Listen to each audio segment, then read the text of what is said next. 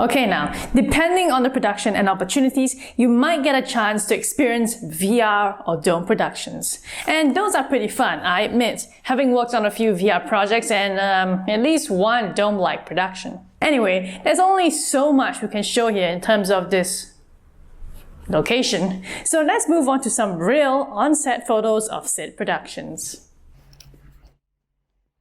As a visual effects soup, here is what you should know about VR or dome productions and post-production. But first, what exactly is a VR production?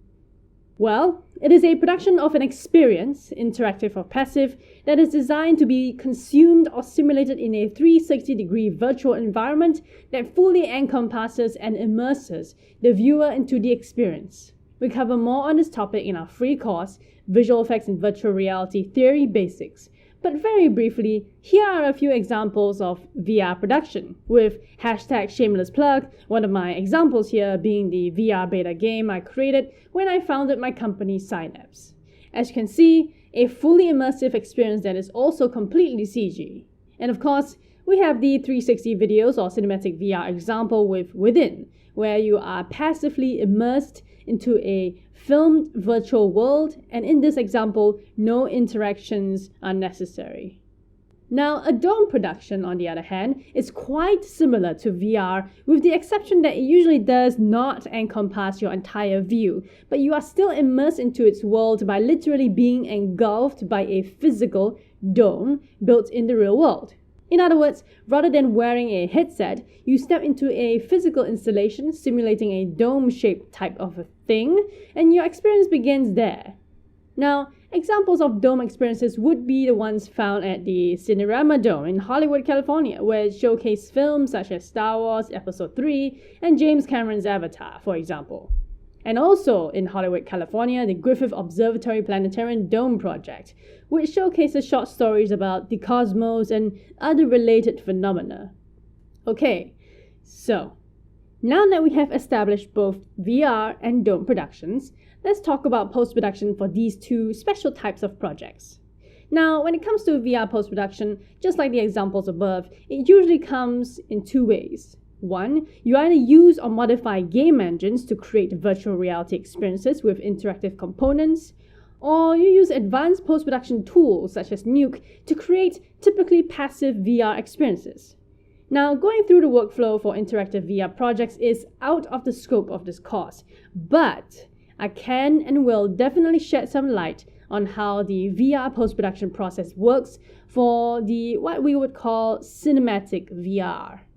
Now, assuming you are a visual effects soup working on a VR film and you are now in post, here is how a typical simple VR post-production workflow would proceed. To keep it simple for the sake of learning, I'm going to say that the VR footage was shot mono, so no stereoscopic VR content for this project.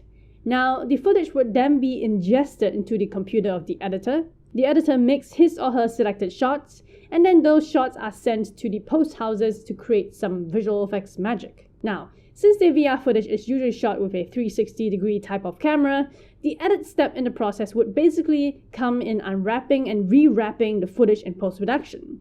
So, the visual effects studio would use one of the VR stitching tools out there today to essentially create a flattened out version, kind of like a flattened earth, of that VR shot. Work on creating the visual effects on that flattened shot, and then reapply the wrap onto the VR shot and review it in VR. As a visual effects soup on this type of project, your job really is to ensure that number one, the unwrapping process is done properly, and ideally using the camera shot's metadata to do the unwrap and rewrap. Number two, the warp effects applied onto any and all visual effects matches the warping of the final VR render. And number three, there are no unsightly artifacts or visual mistakes in the final VR render during review. Obviously, it's a lot more complicated than this, but for now, this is a good general overview on how the VR post-production pipeline works. Okay, now, on to the dome. Again, very similar to VR in terms of the workflow. The only exception is that as a supervisor, you'd probably need to review it on an actual physical dome itself for best results. and that the user's view would definitely be less than 360. So there is a different kind of unwrapping, rewrapping going on. In fact, from my experience, dome experiences are either best created entirely in 3D or shot flat and then wrapped to match the dome requirements later. And yes, dome projects can be both interactive and passive, just like VR projects.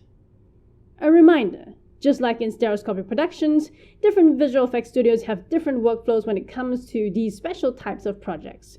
So as a visual effects soup, you simply need to adapt to each type of workflow and work closely with the post soup in charge of that project from that visual effects studio. They're usually the one that will take over the technical supervision in post, with more of that kind of expertise on those types of projects, if their skill set falls into that niche. All you as a visual effects soup on that project need to do is to review for visual effects and ensure that it meets the director's creative vision is all. Alright, so if that wasn't enough, and you'd like to learn more or view some real-world examples of VR and dome productions, feel free to check out the additional resources attached to this lesson, which showcases an actual dome-like project I was a part of from Intel. It was pretty cool, and we basically worked with volumetric footage shot from a custom-made camera system. The footage eventually got launched at CES 2018, and yeah, it was a really fun project. So, feel free to check that out if you'd like to find out more about these special types of productions.